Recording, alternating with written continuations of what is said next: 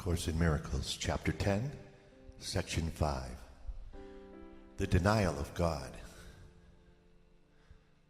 The rituals of the god of sickness are strange and very demanding. Joy is never permitted, for depression is the sign of allegiance to him. Depression means that you have forsworn God. Many are afraid of blasphemy, but they do not understand what it means. They do not realize that to deny God is to deny their own identity, and in this sense, the wages of sin is death. The sense is very literal. Denial of life perceives its opposite. All forms of denial replace what is with what is not. No one can really do this, but that you think you can and believe you have is beyond dispute. Do not forget, however, that to deny God will inevitably result in projection, and you will believe that others and not yourself have done this to you. You must receive the message you give because it is the message you want. You may believe that you judge your brothers by the messages they give you, but you have judged them by the message you give to them. Do not attribute your denial of joy to them, or you cannot see the spark in them that would bring joy to you. It is the denial of the spark that brings depression, for whenever you see your brothers without it, you are denying God. Allegiance to the denial of God is the ego's religion. The god of sickness obviously demands the denial of health, because health is in direct opposition to its own survival. But consider what this means to you. Unless you are sick, you cannot keep the gods you made, for only in sickness could you possibly want them. Blasphemy, then, is self-destructive, not God-destructive. It means that you are willing not to know yourself in order to be sick. This is the offering your God demands, because having made him out of your insanity, he is an insane idea. He has many forms, but although he may seem to be many different things, he is but one idea, the denial of God.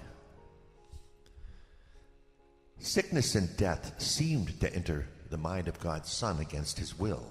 The attack on God made his Son think he was fatherless, and out of his depression, he made the God of depression. This was his alternative to joy, because he would not accept the fact that although he was a creator, he had been created. Yet the Son is helpless without the Father, who alone is his help.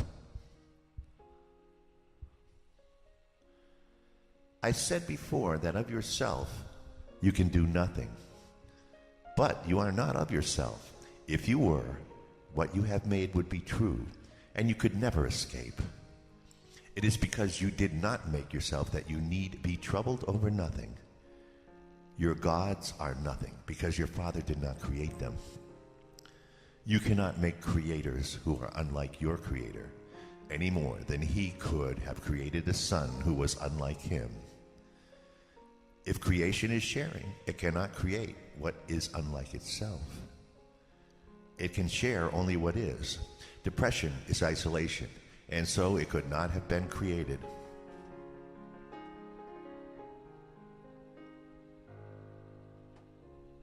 Son of God, you have not sinned, but you have been much mistaken. Yet this can be corrected, and God will help you, knowing that you could not sin against him. You denied him because you loved him, knowing that if you recognized your love for him, you could not deny him. Your denial of him, therefore, means that you love him and that you know he loves you. Remember that what you deny, you must have once known. And if you accept denial, you can accept its undoing.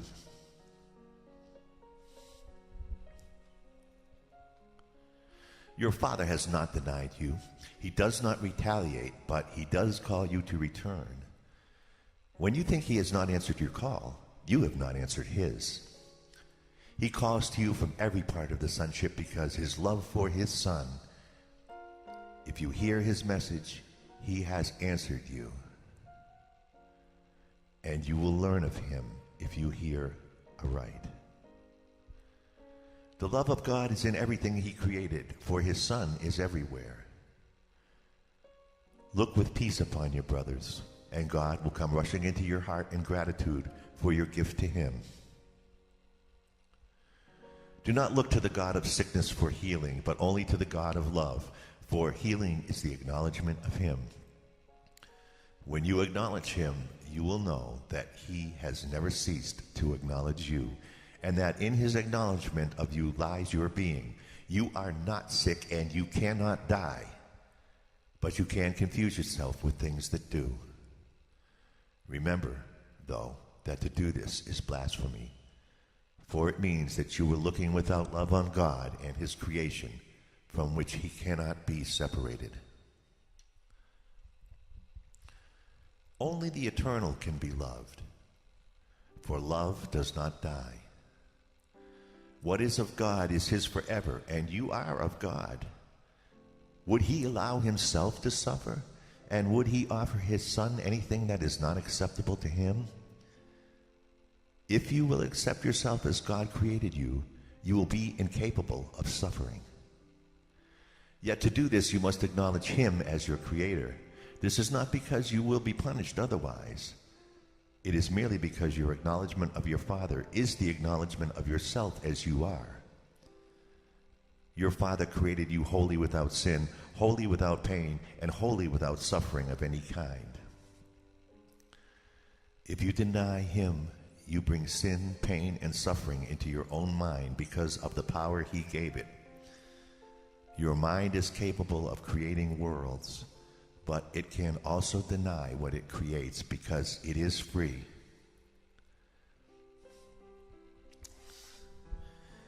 You do not realize how much you have denied yourself and how much God, in his love, would not have it so. Yet he would not interfere with you because he would not know his Son if he were not free. To interfere with you would be to attack himself, and God is not insane. When you deny him, you are insane. Would you have him share your insanity? God will never cease to love his Son, and his Son will never cease to love him. That was the condition of his Son's creation, fixed forever in the mind of God. To know that is sanity. To deny it is insanity. God gave himself to you in your creation, and his gifts are eternal. Would you deny yourself to him? Out of your gifts to him, the kingdom will be restored to his Son. His Son removed himself from his gift by refusing to accept what had been created for him and what he had created in the name of his Father. Heaven waits for his return, for it was created as the dwelling place of God's Son. You are not at home anywhere else or in any other condition. Do not deny yourself the joy that was created for you, for the misery you have made for yourself. God has given you the means for undoing what you have made. Listen, and you will learn how to remember what you are. If God knows his children as wholly sinless, it is blasphemous to perceive them as guilty. If God knows his children as wholly without pain, it is blasphemous to perceive suffering anywhere. If God knows his children to be wholly joyous, it is blasphemous to feel depressed. All of these illusions and many other forms that blasphemy may take are refusals to accept creation as it is. If God created his Son perfect, that is how you must learn to see him, to learn of his reality. And as part of the sonship, that is how you must see yourself to learn of yours. Do not perceive anything God did not create, or you are denying him. His is the only fatherhood, and it is yours only because he has given it to you. Your gifts to yourself are meaningless, but your gifts to your creations are like his, because they are given in his name. That is why your creations are as real as his. Yet the real fatherhood must be acknowledged if the real Son is to be known. You believe that the sick things you have made are your real creations, because you believe that the sick images you perceive are the sons of God. Only if you accept the fatherhood of God will you have anything, because his fatherhood gave you everything, and that is why to deny him is to deny yourself. Arrogance is the denial of love, because love shares and arrogance withholds. As long as both appear to you to be desirable, the concept of choice, which is not of God, will remain with you. While this is not true in eternity, it is true in time, so that while time lasts in your mind, there will be choices. Time itself is your choice. If you would remember eternity, you must look only on the eternal. If you allow yourself to become preoccupied with the temporal, you are living in time. As always, your choice is determined by what you value. Time and eternity cannot both be real, because they contradict each other. If you will accept only what is timeless as real, you will begin to understand eternity and make it yours.